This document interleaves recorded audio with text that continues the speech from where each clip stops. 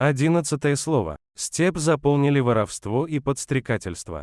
Вор пытается разжиться кражей скота, а богач, как пострадавший, норовит вернуть свое добро с привесом.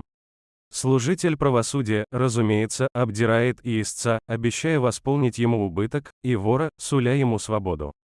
Людям, считающимся себе на уме, тоже не хочется упустить кусок.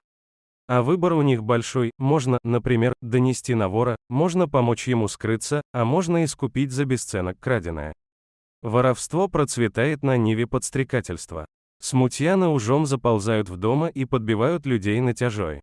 Одним они нашептывают, как стать властителем, другим, как отомстить своим недругам, третьим, как быстро и без хлопот набить себе карман.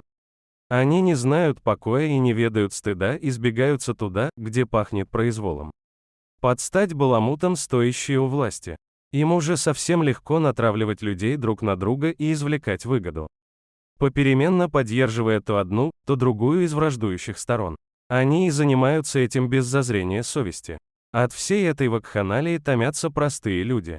Он встают стеной за обиженного сородича, сходятся аул на аул, истекают кровью, потом ищут себе новых союзников, где-то идут против совести. Продают честь, жену, сородичей. Со временем и не разобрать, за что они сражались и чем поплатились за это.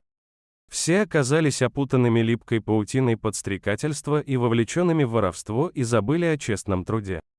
Баи перестали смотреть за скотом, бедняки голодают.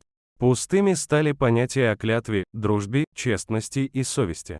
Когда же наступит конец всему этому? Можно бы пресечь воров, но как укротить богачей, плодящих смутьянов?